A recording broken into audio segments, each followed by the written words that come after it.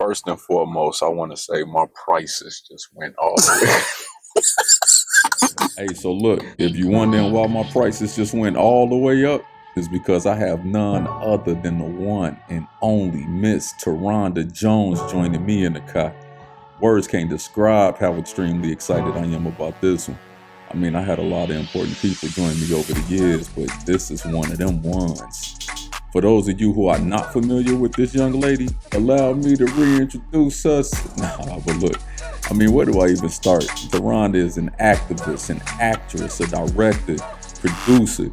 Word on the street is she mean in the kitchen, being labeled a celebrity master chef champion. She's a fashion designer, a host, a comedian, an amazing songwriter, a philanthropist.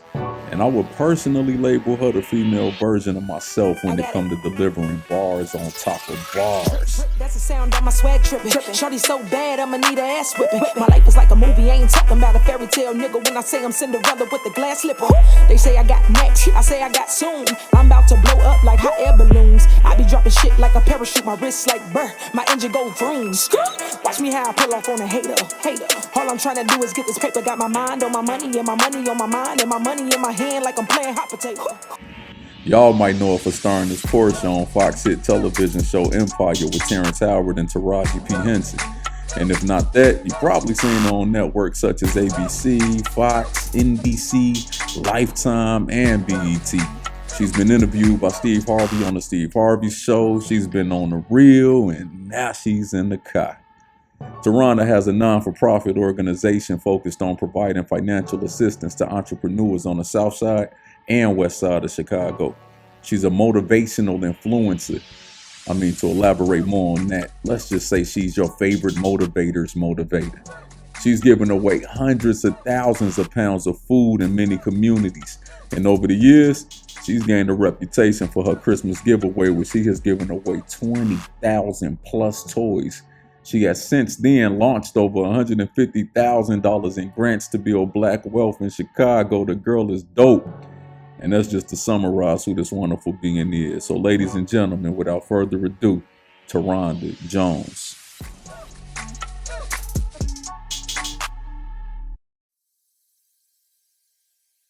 First and foremost, I want to say my prices just went all the way. Man, I got TaRhonda Jones in the car. Finally. I'm a super fan. So I just read your whole bio. Crazy long. I'm a big fan of yours. I want to thank you for joining me, man. Thank you for having me. Yeah. Oh, look at you being a real host. I love you, mommy. Yeah. So I'm glad you took a little time out for me. I want to ask you a couple questions. And if you got time later, I was hoping, I'm not sure if you know, but these segments I do is kind of like known for doing a little music segment. I don't know if you're feeling the love. Maybe you could join me in on that. But first and foremost, you are an actress. Yes. You are a recording artist and a million other things. Yes. Are you an actress who has this incredible music ability, or are you a recording artist that could just act her ass off? I don't put a label on it. I always call myself the jacktress of all trades. So there's nothing I can't do. Anybody who try to limit me from doing what they think I can't do, I don't think it's me trying to prove it to anybody, but it's mainly me trying to prove to myself, like, girl, you are a child of God. You can do anything. So I don't like to put a label on what it is that I do. I just call myself a jacktress of all trades. So I'm an actress. I'm a director. I'm a everything. I'm a everything. So Superman got a cape, Spider-Man do the web thing, right? Mhm. Let's just say we had that thing. What make you feel like I got my cape on today? Is it when you're in a recording booth? Is it when you're on the scene of a movie or a TV show? Like, what is like, they can't see me? It's just me showing up. No, and that's all cockiness aside. This is just me showing up. And that one thing, you know, Superman got his cape, Spider-Man got the web, I got the hat. You never see me leave the house without my hat on, and I consider it my crown. You never see me leave the house without my crown. So that's what gives me the ability to really just show up. If you ever seen me outside for real, I'm always drenched in something long. That's the cape, it's a trench coat, and then the hat, that's my crown. I'm the queen superhero. I love that. I love that. Speaking of that, all of these different hats you wear, it's politics in all of them. You think it's more politics in the music industry or Hollywood? I think it's more politics in music Okay. than it is in Hollywood, because if you look at everybody today who, like the DC Young Fly, who I love, but he got his big start in Hollywood through Vine. I think he started on Vine, Instagram.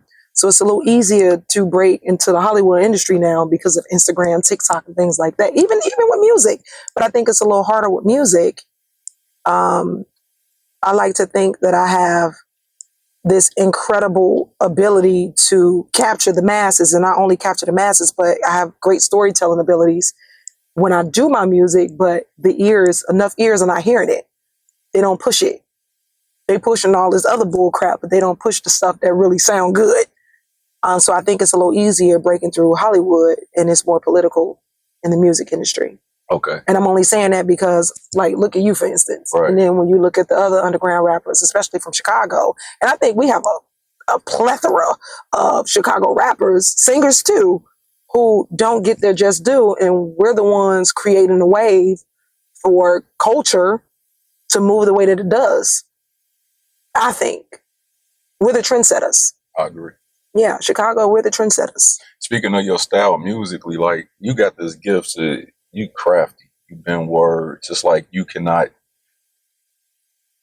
how can I say this? Do you put pressure on yourself with trying to deliver substance? Like, why? Is it natural, like, I have to teach a lesson? Or is this something that something inspired you? Like, you know what? I want to teach. It's a feeling. Is it? It's a feeling. I will literally get up at 3:00 in the morning. I could just roll over, and then thoughts will come to my head. And I'm a Cancer, right? Us Cancers, we overthink everything. And if anybody who knows me personally, they know I'm walking around here, my mind is moving a million miles per hour. I could be doing one thing, and then I start doing another one, and I have to do it right then and there. Otherwise, I won't get to it. But music and just writing, it oozes out of me. I think every gift and every talent God has given me, it just oozes out of me. It's a God-given talent. Even with acting. Never acted before. I never taken acting classes or anything like that. And in me booking Empire, when I first got that role, it just came to me naturally to just be. And that's what I mean by just show up. And the rest is history. If you just show up as your authentic self, the rest is history. If you show up as your authentic self, the rest is history. That's a nugget. That's a quote. It is. If you show up as your authentic self. Yeah, I think a lot of us, we try to show up as other people or who we think people want us to be. And it's only so long you can keep a mask on. It's only so long you can keep the makeup on. Because after a while, get too hot and makeup start melting and shit. So you gotta, it's just best to show up as your authentic self. That way you ain't got to worry about when you're going to put the mask back on, take it back off, take it, during COVID, it get a little hot, mask, leave a ring around your face. So like to keep all that mess, keep the mess where it is, just take the mask off and just show up as your authentic self. I like that. I love your mindset. Me and you had numerous conversations. We worked together before. I love your mindset. So I'm a true believer. Matter of fact, we was talking the other day. We was having a conversation about mentally. So I think when people say stuff, like what come out of your mouth is probably a small percentage of what you at, like mentally, right? I don't think the mouth can fully describe where this is at. So by the time it come out your mouth, it's like, I don't know, it's like a movie. You shoot a movie in 2023, it don't come out to probably 2024, right? 25. 25. But we see it like, they just filmed it. Yeah, right. And you're like, man, I'm way better than that now. It's a process. Yeah. So speaking of that, the stuff that come out your mouth is so intellectual in the head of his time. I would hate to not hate, but I would be so intrigued to travel through your mind and like see where you at in real time. Bless you. Yeah, is it crazy? You ain't gonna get there. I ain't even there. And you asked me a question the other day, like, I would like to see. And I said, I can't. You said the way that I speak, right? You love the way that I speak. You love the nuggets and gems that I drop. But you said I would love to see your thoughts. I can't articulate my thoughts, which is why I write a lot. Even when I'm just writing my thoughts down, and I told you I always write a letter to myself, and I ball it up, put it in some saran wrap, place it inside of a plant. And whenever I feel like I need some growth, or whenever I need a growth spurt, I go to that letter, because that's how ahead of my time I am. And I'll go to that letter and it'll be right on time. I'm always writing to myself and like literally sticking them in the pockets of the house, just doing stuff. And when I get to them, it's right on time. My bathroom mirror is crazy because there's a million sticky notes on there, just my thoughts. These thoughts you be having, do they keep you up at night? Most times. And it's not a bad thing. It's more so like creative thoughts. That's why I always tell people don't sleep on them. Always write your stuff down. Writing and journaling is so important. And one of my sisters told me, you never know, one of your thoughts is gonna make you your millions. One of your thoughts is gonna make you your millions. So I make it my duty to write down every creative thing and everything that I've ever created. I never slept on. You know, a lot of us we wait like, no, I'm gonna wait till I put this out, or no, I'm gonna wait. I don't wait on nothing. Right.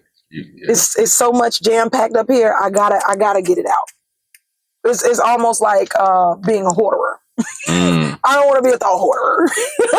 That's good. Yeah, I don't want to be a thought hoarder. So every project, underestimate the power of writing things down, though, and not even just writing, acting on it. Yeah. They say faith without work is dead. So we be sitting out here like, man, my just do ain't coming. Oh, I need some money. Or so act on it. Yeah. Network. A lot of people say, oh, it's hard trying to do this. Just act on it. And that's what I mean by show up. Showing up can look like you going for a walk. You never know who you're going to run into going for a walk. Showing up look like going to the grocery store on a day that you feel like, I don't feel like doing it. Don't be lazy. I think being lazy is a sin, ain't it? I know gluttony is, but just don't sit on any action. Just do it. And also, motion is movement. Movement is motion. I don't sit around. I don't let no grass grow up under my feet. You got to move. I was going to ask you to get some words of encouragement, and you literally did that without me asking. So, that ain't no words of encouragement. Man, that's powerful. I got some words of encouragement. Yeah. All right, let's speak on that. So if I would, just speaking on the topic we just talked about, if I can encourage the men, I don't know why. I don't know if it's society or it's just us that make us think it's a feminine thing to journal, man. But sometimes it gets so crowded up here. Like I would advise all the gentlemen, like, don't look at that as a feminine thing to just journal. Just get them out, man. Get them out. Don't hold all that in. What would you say? Oh, I ain't gonna put the pressure on you. What was said to you that changed your life? Give me the pressure. You want it? Looking at the current status of the world, what obstacle do you think like a mass majority of us fall to? Like what would you say to that? If it's laziness, procrastinating, putting shit off to tomorrow, like what would you say to the people that's listening? Something super thought provoking. So one, this is America, right? Every country that I've ever been to, they always tell me how blessed I am.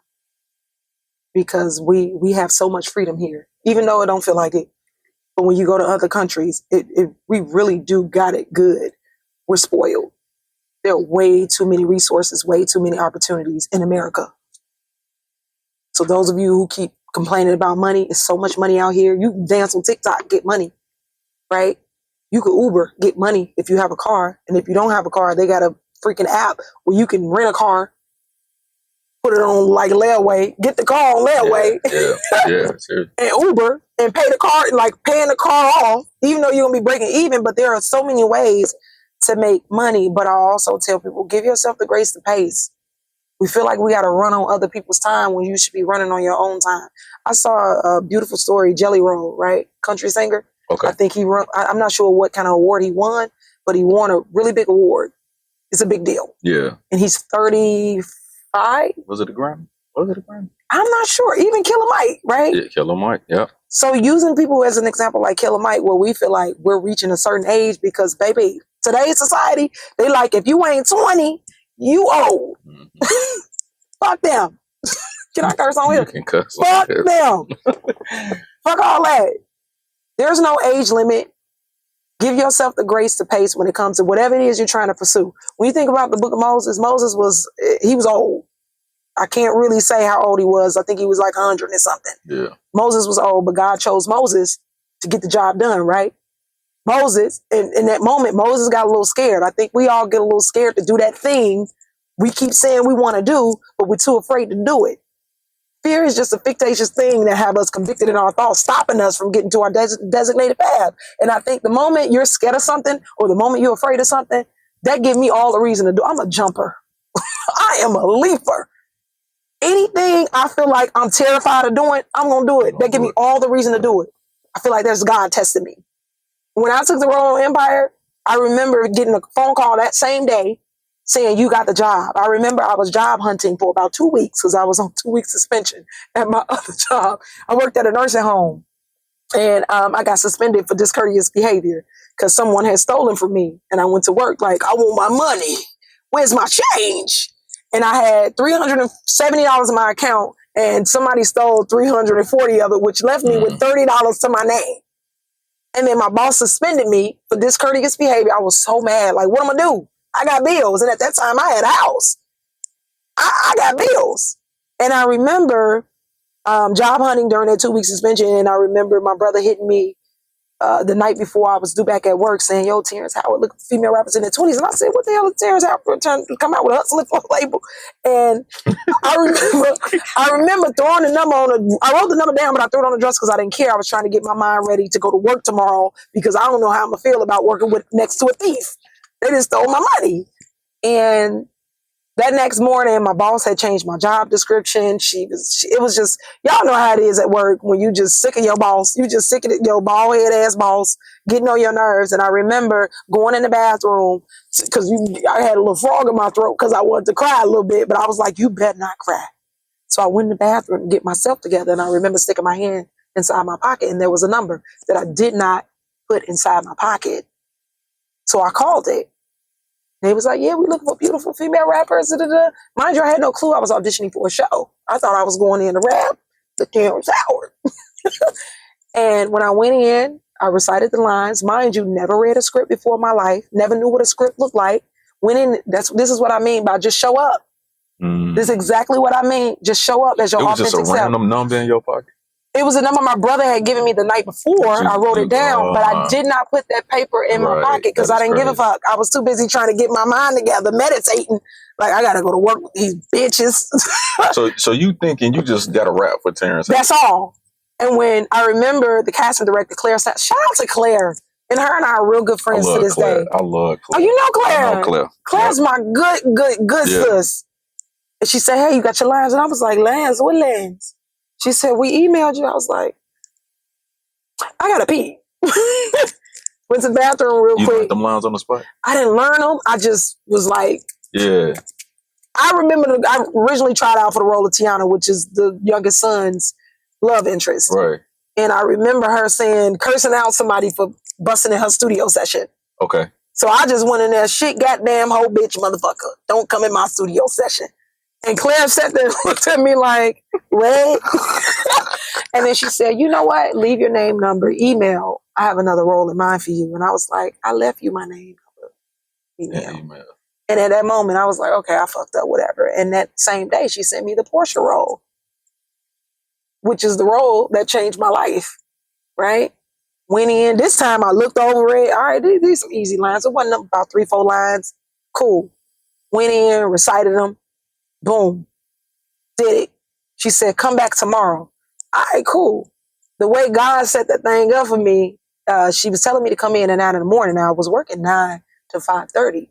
But after my suspension, my boss had changed my schedule from 12:30 to 8:30. Just God moving stuff. Just worked out. Because I was showing up. That's powerful. Went in, booked it. After that, met Lee Daniels, had no clue who Lee Daniels was. Yes, bitch. And I was like, who you calling a bitch? Showing up as my authentic self. Who you talking to? Mind you, this is my old boss. No, that's Lee Daniels. This is my old boss. Who you talking to? Don't talk to me like that.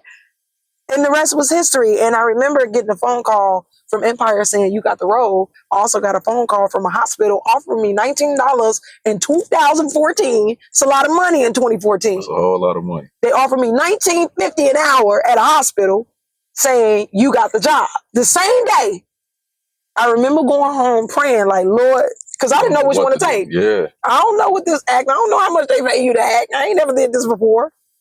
But Lord, if this role is for me, I just need a sign, and I'm doing it. I'm gonna drop everything. And it wasn't a minute later. What was your financial status during that time? I ain't had no money. I had about maybe like $50 to my name. I had $50 to my name. This was a big decision. Like this was a huge decision. Yeah. This was a life-changing decision. But that gut, my stomach was in knots.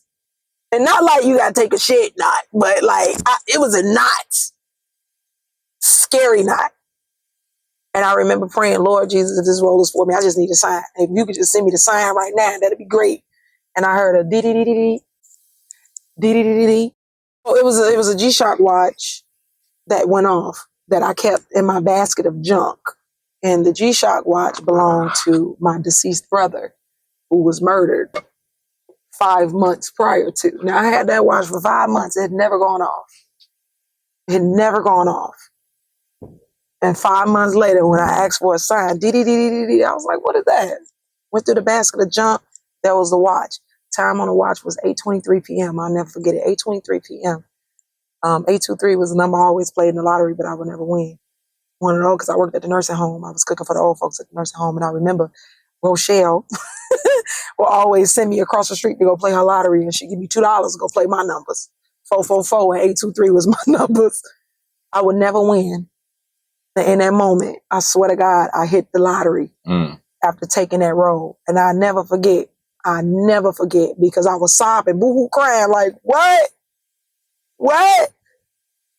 It was unreal. And this is what I mean by you just gotta, whatever it is you're doing, I don't care if you the best shoestring tie, show up.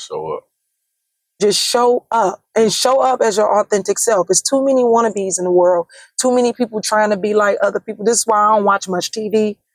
I rarely listen to today's music because it's so easy for us to pick up their cadence. You ever see the girl, period? Yeah. I love it. Yeah.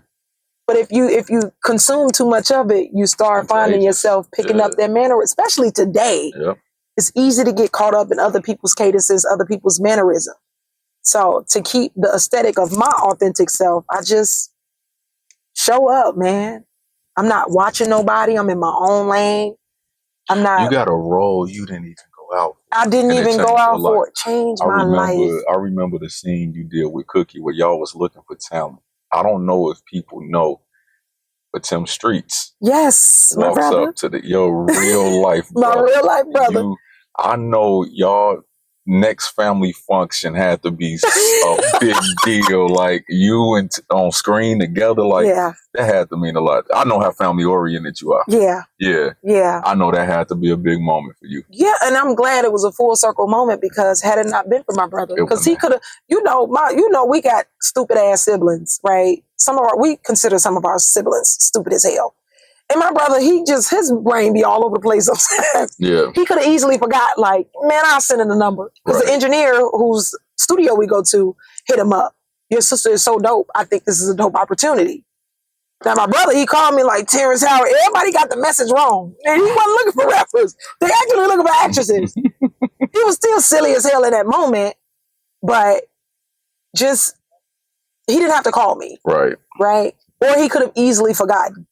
But for him to come on a show that he called me about, it was a full circle moment. And I was so geeked. I was so excited. So they was like, we looking for a rapper, a dude. Da-da-da. And at the time, one of the main stars was directing that episode. And I was like, hey. Play with me. Look out for me. Yeah. And the beautiful thing was every time they were looking for a specific somebody, I was always putting somebody on from the hood. Yeah. Whether it be background work, whatever. Just hoping that maybe it could change their life the way that it did mine. Just trying to pass the plate, that's all. You got a big heart. And I know you gotta go soon. We ain't even get to talk about the community work you do. You're just a dope person. You know what I really want to ask you? What? You're an ordained minister. Yeah. Is there a line that you can't cross musically or acting wise? Like, is it a road that's like spirituality wise? I can't. Or do you look at it all as like, man? It's all a gift. Yeah. I think the people, humans, we put so many expectations on other humans. Talk to me. Forgetting that we're all human. Talk to me. We all gonna make mistakes. We are all imperfect. Nobody's perfect, right? And when I know I was one of those people who looked at a pastor, because I remember back then, a long time ago, when my grandmother passed, pastor was looking for money, and I was like, my grandma go to this church. What we paying you for? Yeah.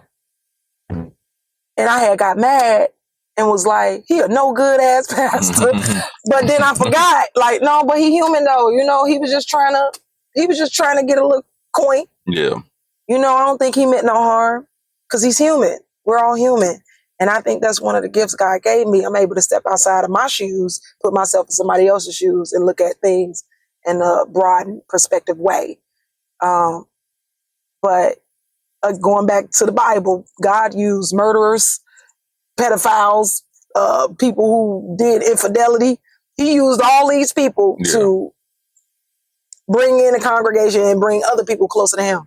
So I don't think it matters what I do, what I say. Of course it matters because I'm still a work in progress. Do I aim to be a more pleasing person to God? Absolutely. But he gave me so many gifts, it'd be a disservice if I don't give it to the people. Right. Or if I don't share it with the world. So, honest opinion, which you always give. The current status of female rap. Are you proud or are you disappointed? I'm mutual. You're going to have to elaborate. You're going to have to elaborate. Because I can't condemn all the female rappers, right? Everybody's dope in their own right. Because you got a lot of people who like what they like. You got some people who like conscious rap. You got some people who like Diddy Bop rap. You like some people who like Pop That Coochie rap, right? I think all the women who are in the industry, they doing their thing. I'm not going to shun or bash anybody. It's not my cup of tea. It ain't my cup of joe. But I'm mutual. Some of the stuff, like they could have left that in the pop tape box, right? Yeah. And then most of the stuff, because like I'd be wrong if I say like the Tierra Wax, the Rhapsodies, the Remy Miles, who's a good sister of mine, they're dope, right? They actually have substance. And then as far as the other girls, remember when our parents was like, y'all listen, that's some bull crap y'all listening to. So we're our parents. That's true. What may be bull crap to me might be the shit to somebody else. So I'm mutual with it. Do we need it? No. Do we need another ass shaking theme song? No. I feel like it's 2024 and I don't know, something shifted where now our women, especially our Black women, we feel like we need to look a certain way, talk a certain way, act a certain way, present ourselves a certain way in order to be accepted or in order to be validated. And that's by shaking our ass versus actually being a woman of substance. So now it's making a lot of our people or the people around us very shallow. We just look at people for a look.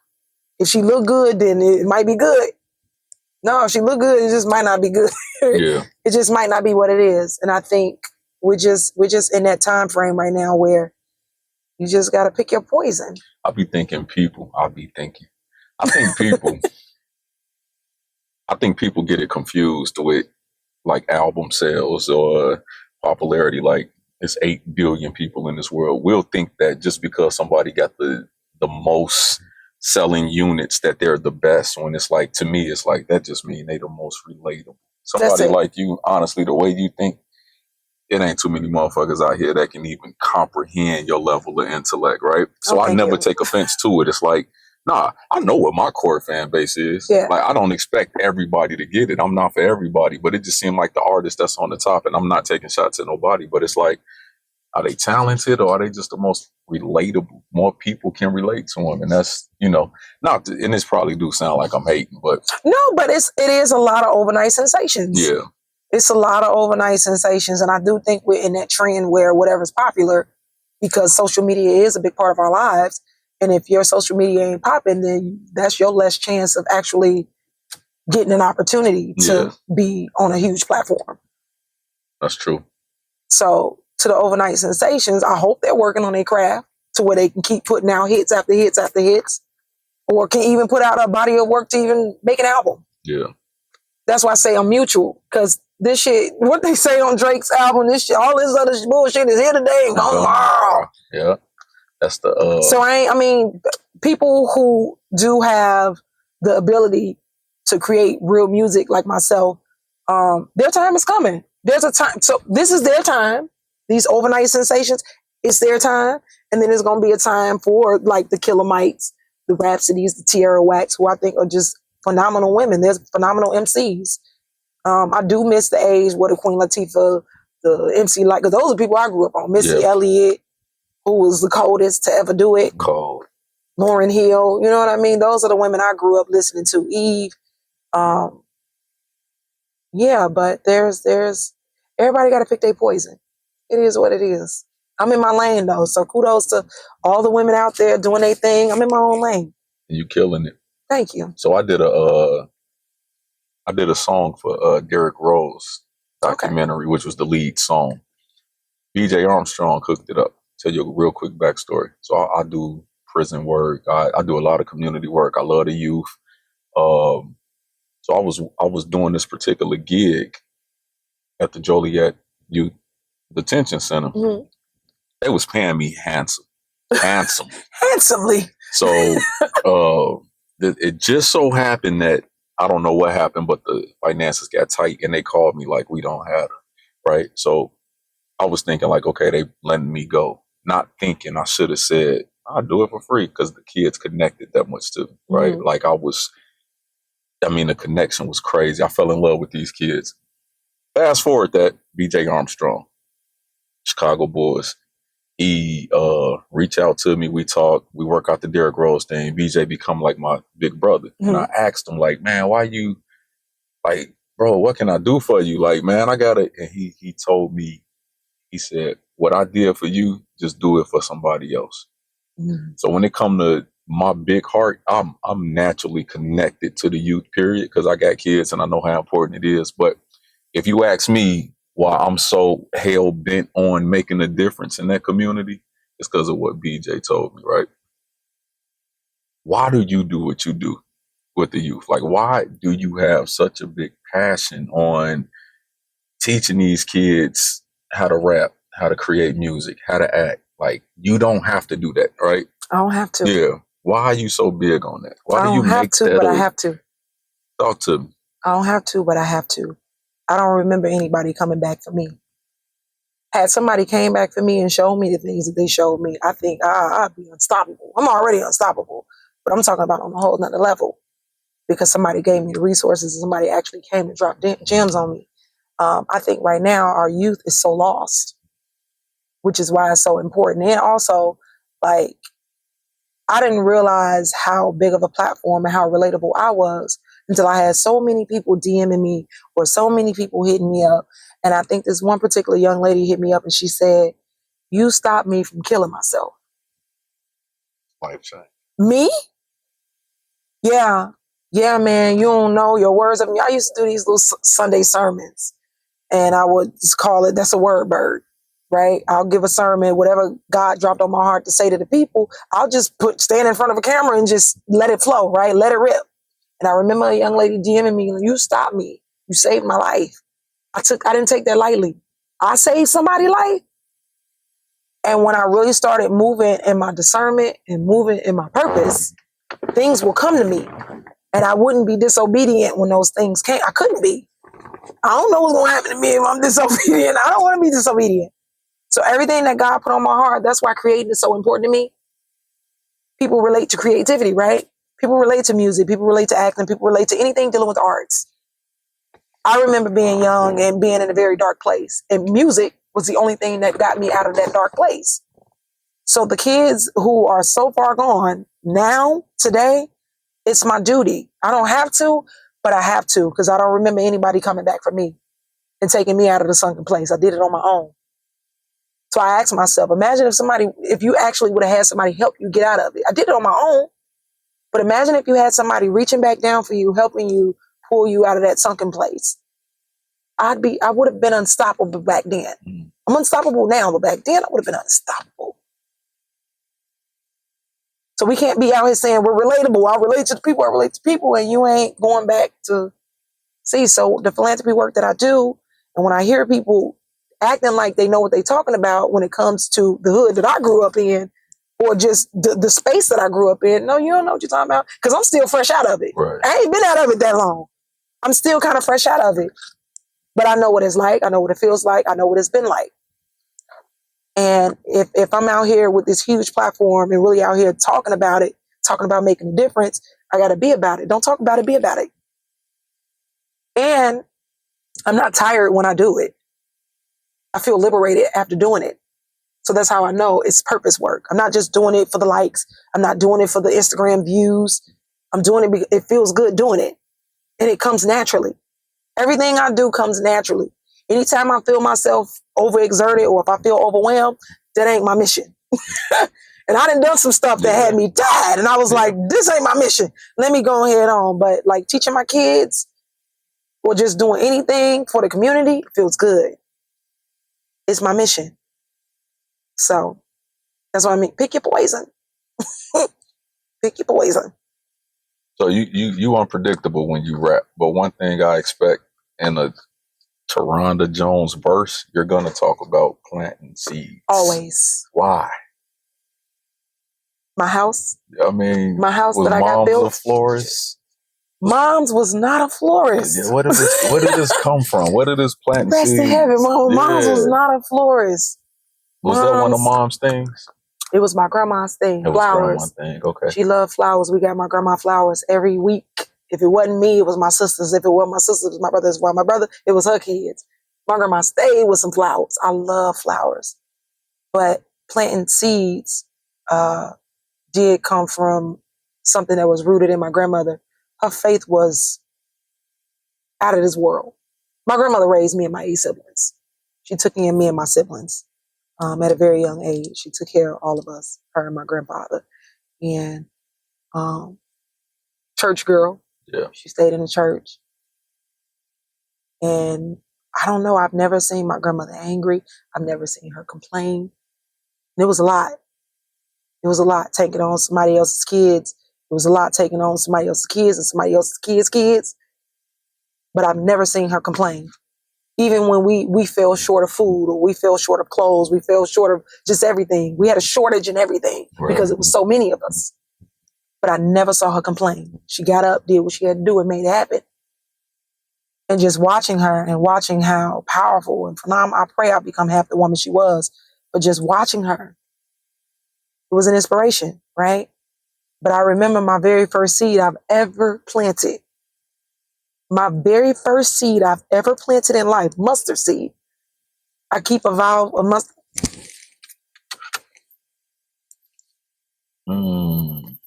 I keep them on me. So this for real? No, real. This ain't for play. I don't play by my faith. I don't play by God. You know that? I don't play. I keep a vial of mustard seed on me everywhere I go. I keep them on me like the strap because I never know like which dream might grow the biggest, right? My house, the lot that my house is on, I planted a seed on that lot. I knew I wanted a house. I just didn't know where. But I planted a seed on the lot and got my house built on that lot. You hear me?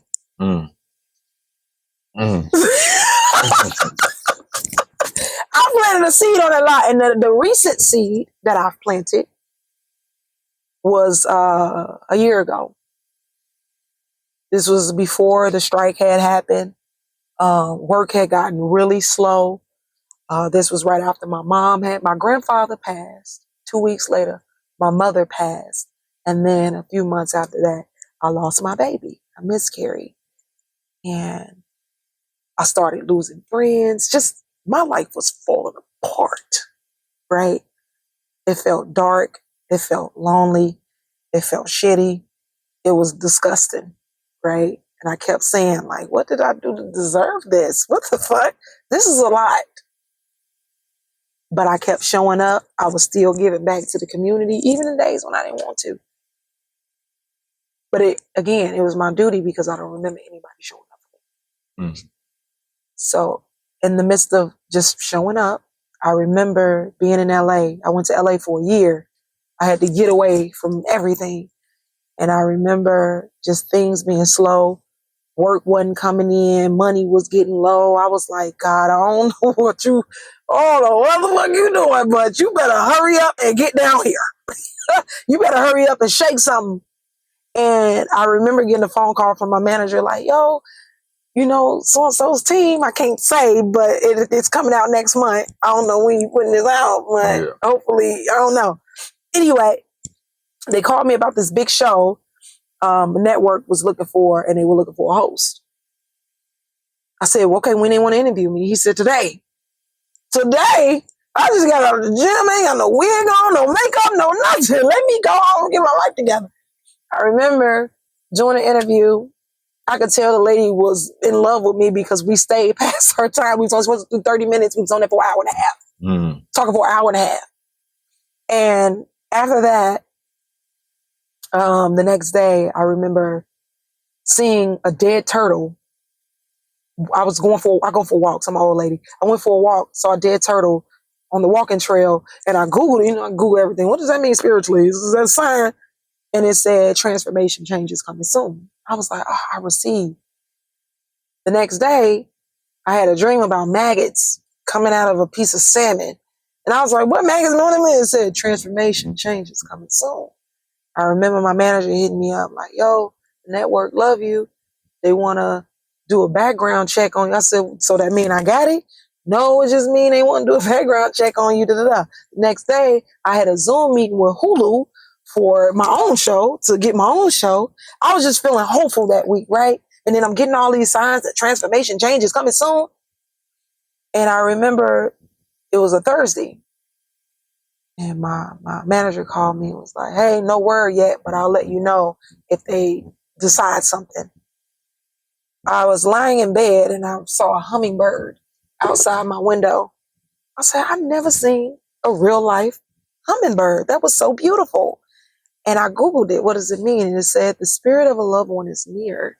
Also, change, transformation is coming soon. Ain't no way I'm going to get the sign 3 times in a row. So I just laid there and I was like, Mama, if that's you, because it did say the spirit of a loved one is near, but Mama, if that's you, I just need you to whisper my name in the ears that matter so that it can put me in a position to be able to do what I need to do, to keep doing what I've been doing, because I'm down bad.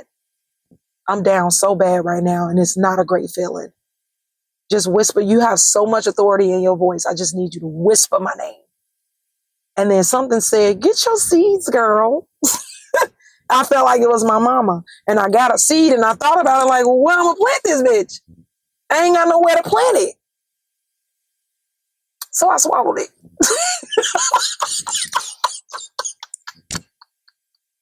I swallowed the seed, y'all. I put the seed in me.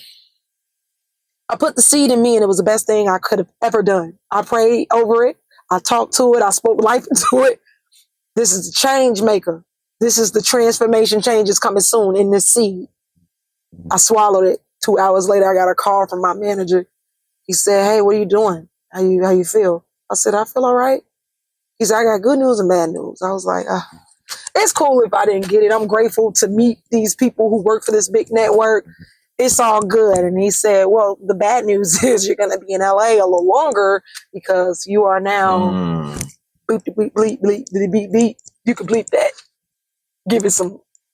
Give me one of them damn mustard seeds. You can have this down. No, man, you and this. You know what I'm gonna do? No, after this off, I'm gonna do something real special for you. I got you. I got you. Trust me, you gonna love it. Cause I also keep a key on me. If you've seen the foyer, when you walk in, it's a bunch of picture frames, but inside of keys. I don't even know if you peeped it. The keys. It's all kind of keys, old keys, new keys, mid-age keys, every key. That's the door I exit and enter every single day. Yeah. And every single day I have to remind myself, you hold the key to open any fucking door you desire. Anybody who tell you can't, you can. Because I got the keys. I keep the key in my bosom.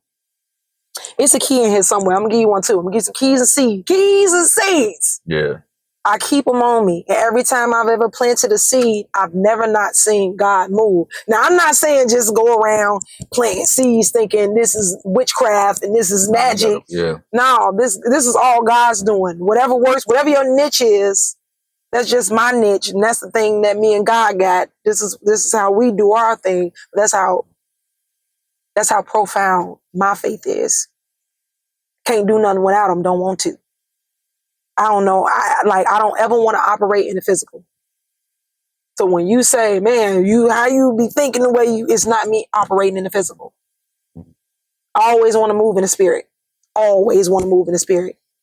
You moving in the physical, you liable to run into some shit you ain't got no business running into. Always want to move in the spirit. Always use my discernment.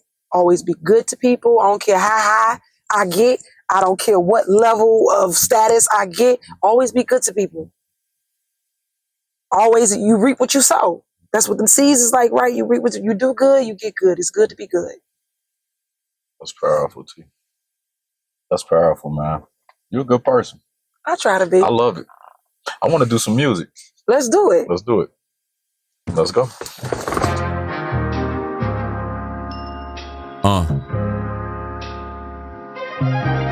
T. Vo. Hey, so many times I wanna quit, but thank God I never did. It's so much I gotta get. I can't picture working another gig for somebody else. But look what my daddy and mother did. They had no idea they created the one. They just knew I was different from other kids. Ain't nobody helped me. Cool, now I gotta get them. It's a place at the top where they gotta sit them. Thought I fell off, I fell out the algorithm in pursuit of some wealth. But being pole-delated for my shot at the title, I slowly waited. Still determined though I wasn't motivated. One thing I never heard is I'm overrated. I know I'm way better than the next guy. Bought a big ticket like the Best Buy. Logo, who the F I think I am? I'm the one, and they doubt it probably cause I ain't looking like the best guy. A nigga 5'8" ain't got muscles and braces, but even Superman wore a necktie. I mean, damn, why the hell you gotta sell your soul to get there? Cut your nuts and then you grow a big pair. Go through hate, but where you go to get care? Love is real in here, but boy, the shit's rare. We so divided, we got God's people versus suicide with Satan. In the world so fucking wicked, it's no wonder it's an increase in the suicidal rate. And damn.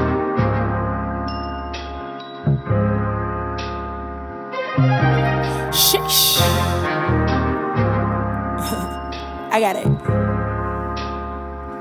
Look, it ain't a rapper on my caliber.